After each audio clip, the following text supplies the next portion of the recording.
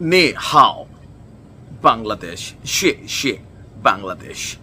আচ্ছা, এটার অর্থ কারা কারা জানেন? এটা দুটাই কিন্তু চাইনিজ ওয়ার্ড আছে, নে হাও, আরেকটা আছে সে।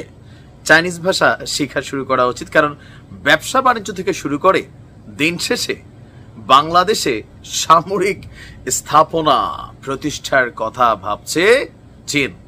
আমেরিকা নিয়ে, ভারত নিয়ে বরাবরই কথা হলেও চীন চিকনে তলে তলে কি করছে বাংলাদেশে, তারই এক চাঞ্চল্যকর রিপোর্ট প্রকাশ পেয়েছে মার্কিন যুক্তরাষ্ট্রের। এখন আমেরিকার দেওয়া রিপোর্টটা কতটুকু সত্য কতটুকু মিথ্যা সেটা দেখবে চীনারা আর আমেরিকানরা, অথবা আমাদের বাংলাদেশের নিরাপত্তা উপদেষ্টা জনাব খলিলুর রহমান। আসুন দেখি এক রিপোর্টে এখন এই দক্ষিণ এশিয়ার খুবই গুরুত্বপূর্ণ রাষ্ট্র বাংলাদেশ নিয়ে কি খেলা শুরু হয়েছে। চীন হয়তো বাংলাদেশ, পাকিস্তান এবং মিয়ানমার সহ বিশ্বের বেশ কয়েকটি দেশে সামরিক স্থাপনা প্রতিষ্ঠা করতে যাচ্ছে, আর এটা নিয়ে তাদের প্ল্যান আউট চলছে।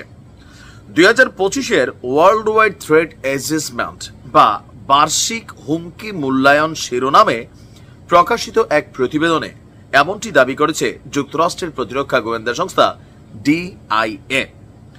তবে এসব দেশে চীন মানে বাংলাদেশ সহ পাকিস্তান এবং মিয়ানমার মানে এই দেশগুলোতে ঠিক কি ধরনের সামরিক উপস্থিতি প্রতিষ্ঠা করতে চাইছে আপনার তা নিয়ে এই প্রতিবেদনে স্পষ্ট কোনো তথ্য নেই। যেখানে কি সামরিক বেস বানাবে, নেভাল বেস বানাবে, পারমাণবিক কোনো বেস বানাবে, নাকি সেনা মানে আপনার ডিপ্লয়েড করবে, মোতায়েন করবে, এমন কিছু স্পষ্ট না।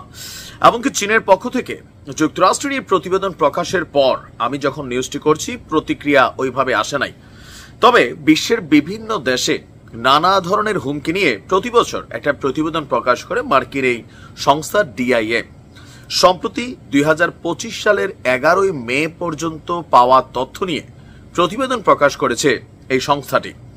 প্রতিবেদনে দক্ষিণ এশিয়া অংশে আফগানিস্তান, পাকিস্তান এবং ভারতের বিভিন্ন হুমকির কথা বলা হলেও বাংলাদেশের কোনো উল্লেখ নেই। তবে চীনের যেসব পরিকল্পনা বা হুমকির বিষয়ে বলা হয়েছে সেখানে বাংলাদেশ সহ প্রতিবেশী দেশ মিয়ানমার রয়েছে।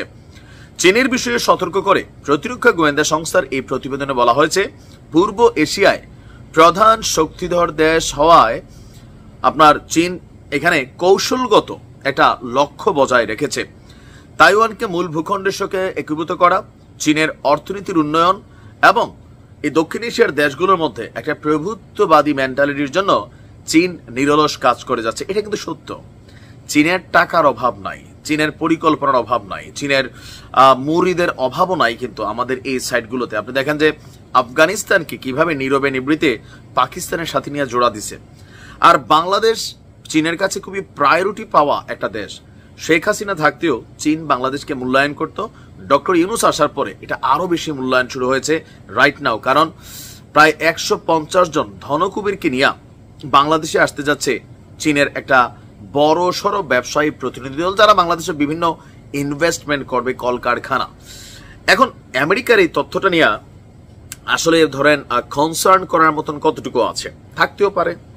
কারণ আমেরিকা নিজেই তো সারা পৃথিবীর বিভিন্ন দেশে, মধ্যপ্রাচ্য সহ পৃথিবীর বিভিন্ন দেশে, পাকিস্তানেও আমেরিকার বিমান ঘাঁটি ছিল, তাই না? সো তাদের একটা টার্গেট থাকে যে কোন দেশে তারা আধিপত্য বিস্তার করবে। এখন তাদের পরবর্তী স্থানটা সেটা এখন চীন আস্তে আস্তে দখল করে নিচ্ছে। সো চীনারা কোথায় কোন দিকে হাঁ করে হ্যাঁ করে হাঁচি দেয় সেটা কিন্তু আমেরিকা নজরদারিতে রাখে। আজকের দিনে বিষয়টা অনেকটা এতটা গুরুত্বপূর্ণ ইস্যু না হলেও সময়ের পরিবর্তনে কোন এক সময় হলেও হতে পারে, গ্যারান্টি নাই। এখন এই ব্যাপারে আমাদের সরকার বা চীন হয়তো পরবর্তী তথ্য দিবে। ভালো থাকুন, আসসালামু আলাইকুম।